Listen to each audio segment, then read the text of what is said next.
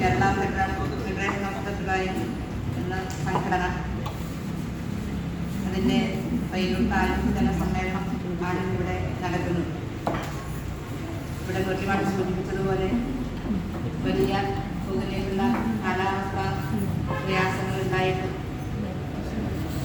നിങ്ങളെല്ലാവരും ഇവിടെ ഒത്തുകൂടിയതെന്നത് തന്നെ ഈ സംഘടനയുടെ പ്രസക്തി എത്രത്തോളം ഉണ്ട് എന്നതിൻ്റെ തെളിവ് തന്നെയാണ്. ഏതൊരു സംഘടനയും അതിൽ അണിനിരക്കുന്ന അംഗങ്ങളുടെ ക്ഷേമത്തിനും അവരുടെ അവകാശങ്ങൾ നേടിയെടുക്കുന്നതിനും വേണ്ടിയിട്ടുള്ള വലിയ നടപടി തന്നെയാണ് നടത്തിക്കൊണ്ടിരിക്കുന്നത്. ഈ സംഘടന എന്ന് പറയുന്നത് നമ്മളെല്ലാവരും മനസ്സിലാക്കിയതുപോലെ സമൂഹത്തിലേറെ പരിഗണനയും ഒട്ടേറെ തരത്തിലുള്ള സ്നേഹവും അതുപോലെ തന്നെ അംഗീകാരങ്ങളും നൽകേണ്ട ഒരു വിഭാഗം തന്നെയാണ്. കാഴ്ചയില്ലാത്ത നമ്മുടെ സഹോദരങ്ങൾ ജീവിതത്തിൻ്റെ നാനാ മേഖലകളിൽ സജീവമായി ഇടപെടാൻ എല്ലാ തരത്തിലും സാധിക്കാത്ത നിലയിലേക്കുള്ള പ്രയാസങ്ങൾ അനുഭവിക്കുന്ന ഒരു വിഭാഗമാണ് എന്നുള്ളത് നമുക്കെല്ലാവർക്കും അറിയാം. കാഴ്ചയില്ലാത്തതിൻ്റെ പ്രയാസം എത്രത്തോളമാണ് എന്നുള്ളത് നേരിട്ട് അറിഞ്ഞിട്ടുള്ള ഒരു കുടുംബാംഗം കൂടിയാണ് എൻ്റെ അമ്മ. 25 വർഷത്തിലധികം 100% കാഴ്ചയില്ലാതെ ജീവിച്ചിട്ടുള്ള അമ്മയാണ്. ഒരു വർഷമായി, കഴിഞ്ഞ വർഷമാണ് അമ്മ നമ്മെ വിട്ടു പിരിഞ്ഞത്. തീർച്ചയായിട്ടും അതിൻ്റെതായിട്ടുള്ള പ്രയാസങ്ങൾ എത്രത്തോളം ഉണ്ട് എന്നുള്ളത് വളരെ നല്ല നിലയിൽ മനസ്സിലാക്കാൻ വേണ്ടി കഴിഞ്ഞിട്ടുണ്ട് എന്നത് മുന്നിലൂടെ സൂചിപ്പിക്കുകയാണ്.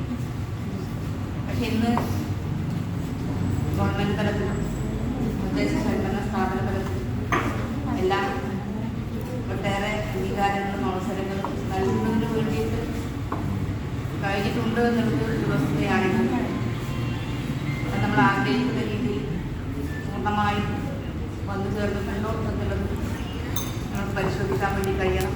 അത് ഇത്തരം സമ്മേളനങ്ങൾ പ്രയോജനപ്പെടും തന്നെയാണ് കരുതുന്നത്. നമുക്ക് കിട്ടേണ്ട എല്ലാ ആനുകൂല്യങ്ങളും അവകാശങ്ങളും എല്ലാം നേടിയെടുക്കാൻ, അതോടൊപ്പം തന്നെ തദ്ദേശ സ്വയംഭരണ സ്ഥാപനങ്ങളുടെ ശ്രദ്ധയും ഗവൺമെൻറ് ശ്രദ്ധയും നമ്മുടേതായിട്ടുള്ള ഒട്ടേറെ ആവശ്യങ്ങൾ ഉന്നയിക്കാനും അതെല്ലാം നേടിയെടുക്കാനും പാകത്തിലുള്ള പ്രവർത്തനങ്ങൾ ഈ സംഘടന ഇതിന് തുടക്കം മുതൽ നടത്തി വരുന്നുണ്ട് എന്നുള്ളത് നമുക്കെല്ലാവർക്കും അറിവുള്ളതാണ്.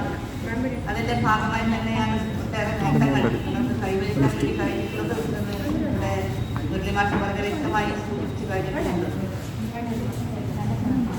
പയ്യൂർ നഗരസഭയുമായി ബന്ധപ്പെട്ട് പറയുന്നത് ഓരോ വർഷവും ഞങ്ങൾ 45 ലക്ഷം രൂപയോളം ഭിന്നശേഷിക്കാരായിട്ടുള്ള, ബ്ലൈൻഡുകാരായിട്ടുള്ള അല്ലെങ്കിൽ കാഴ്ചശേഷി ഇല്ലാത്തവർ മാത്രമല്ല, ഭിന്നശേഷിക്കാരായിട്ടുള്ള മുഴുവൻ ആളുകളെയും ഉൾപ്പെടുത്തിക്കൊണ്ട് അവർക്ക് സ്കോളർഷിപ്പ്, പഠിക്കുന്ന കുട്ടികൾക്ക് സ്കോളർഷിപ്പ് നൽകുന്നതിന് വേണ്ടി 45 ലക്ഷം രൂപ ഓരോ വർഷവും ഞങ്ങൾ ചെലവഴിക്കുന്നുണ്ട്. അത് കാഴ്ചശേഷിയില്ലാത്ത ആളുകളും അതിൽ ഉൾപ്പെടുന്നുണ്ട് എന്നുള്ളത് മാത്രമാണ്.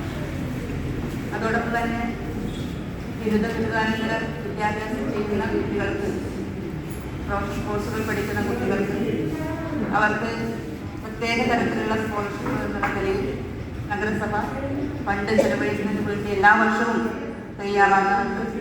പാഠശാലകളിൽ നിന്ന് വരുന്ന അപേക്ഷകർ മുഴുവൻ ആളുകൾക്കും ആ സഹായം നൽകുന്നതിന് വേണ്ടി കഴിഞ്ഞിട്ടുണ്ട്. ഇവിടെ മുഴുവൻ സൂചിപ്പിച്ചതുപോലെ ഞാൻ കഴിഞ്ഞ ചെയർമാനായിരിക്കുന്ന സംഘത്തിൽ കാഴ്ചശേഷിയില്ലാത്ത നമ്മുടെ കുട്ടികൾക്ക്, പഠിക്കുന്ന കുട്ടികൾക്ക് ലാപ്ടോപ്പ് നൽകുന്നതിന് വേണ്ടിയിട്ടുള്ള തീരുമാനമെടുക്കുകയും ഇവിടെ ഇരിക്കുന്ന കലേശടക്കമുള്ള ആളുകൾക്ക് അത് നൽകുന്നതിന് വേണ്ടിയിട്ട് നമുക്ക് കഴിഞ്ഞിട്ടുമുണ്ട്. പിന്നീട് പിറ്റത്തെ വർഷം അപേക്ഷ വന്നപ്പോൾ ക്ഷണിച്ചപ്പോൾ വേണ്ടത്ര അപേക്ഷകൾ ഇല്ലാതെ എന്നൊക്കെ അടിസ്ഥാനത്തിൽ പിന്നീട് ആ പദ്ധതി നടപ്പിലാക്കാൻ പറ്റാതെ പോയിട്ടുള്ളത്. തീർച്ചയായിട്ടും ഇപ്പോൾ പ്രതിമാഷങ്ങളുടെ ശ്രദ്ധയിൽ ഒരാവശ്യം ഉന്നയിച്ചിട്ടുണ്ട്. സ്മാർട്ട് ഫോൺ നമ്മുടെ ഇത്തരത്തിലുള്ള സഹോദരങ്ങൾക്ക് നൽകുന്നതിന് വേണ്ടിയിട്ട് കഴിയണം എന്നുള്ളൊരു അഭ്യർത്ഥന ഞങ്ങളുടെ മുമ്പാകെ വെച്ചിട്ടുണ്ട്. തീർച്ചയായും അത് പരിഗണിക്കുന്നതിന് വേണ്ടി തയ്യാറാക്കും എന്നുള്ളത് നിങ്ങളുടെ മുമ്പാകെ ഉറപ്പ് നൽകുകയാണ്. ഇപ്പോൾ പദ്ധതി ട്യൂഷൻ കൊടുക്കേണ്ട സന്ദർഭമാണ്. തീർച്ചയായിട്ടും ഞങ്ങളുടെ കാലാവധി, ഈ ഭരണസമിതിയുടെ കാലാവധി ഡിസംബർ മാസത്തോടുകൂടി അവസാനിക്കുകയാണ്. അതിന് മുന്നോടിയായി മുമ്പേ തന്നെ ഈ ഒരു പദ്ധതി നടപ്പിലാക്കാൻ കഴിയും എന്നുള്ള പ്രതീക്ഷ തന്നെയാണുള്ളത്. ആ രീതിയിൽ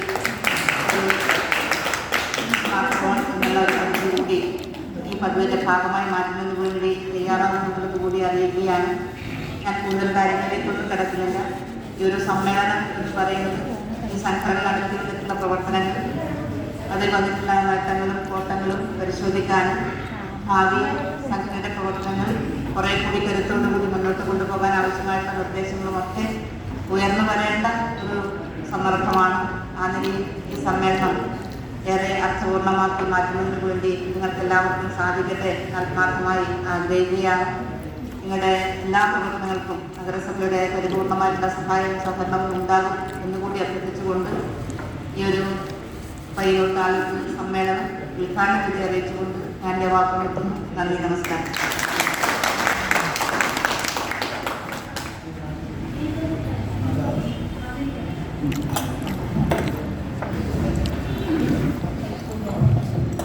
ലളിത മേഡത്തിൻ്റെ നല്ല വാക്കുകൾക്കുള്ള നന്ദി ഇവിടെ അറിയിക്കുകയാണ്. അതോടൊപ്പം നമ്മളെ ചേർത്ത് പിടിച്ചിട്ടുള്ള ആഹ്വാനത്തിലും നമ്മുടെ സന്തോഷം ഇവിടെ അറിയിക്കുന്നതാണ്.